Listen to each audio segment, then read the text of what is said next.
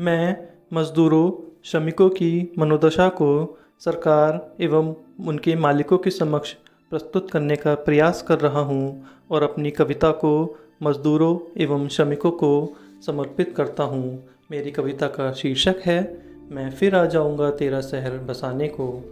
मैं फिर आ जाऊँगा तेरा शहर बसाने को, साहब बहुत हो गया अब मुझे जाने दो।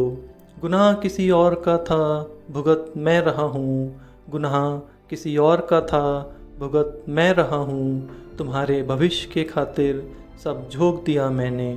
कारखानों में खुद के सपनों की ही बलि चढ़ाकर, कारखानों में खुद के सपनों की ही बलि चढ़ाकर तुम्हारे हसरतों की दुनिया को पूरा कर डाला। मैं फिर आ जाऊँगा तेरा शहर बसाने को, साहब बहुत हो गया अब मुझे जाने दो। तपती धूप में खुद को जलाकर, तपती धूप में खुद को जलाकर तुम्हारा ही आशियाना बसाया था। बारिश की नन्ही नन्ही बूंदों ने जलाशय बनकर, बारिश की नन्ही नन्ही बूंदों ने जलाशय बनकर मेरा ही सपनों का घर तो बहाया था। तुम्हारे बच्चों की रोटी के निवाले के खातिर, तुम्हारे बच्चों की रोटी के निवाले के खातिर मैंने ही अनाज का बोझ उठाया था।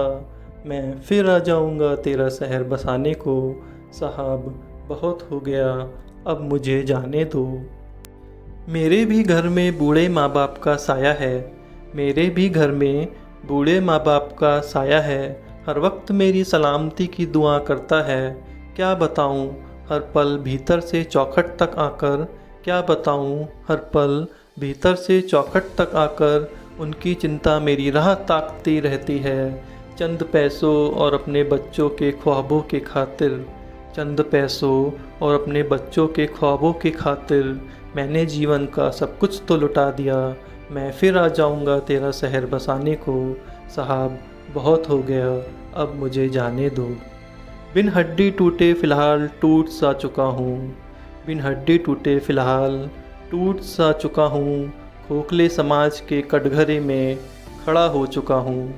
मैंने हर बार जुर्मों की हर पीड़ा को सहा है, मैंने हर बार जुर्मों की हर पीड़ा को सहा है।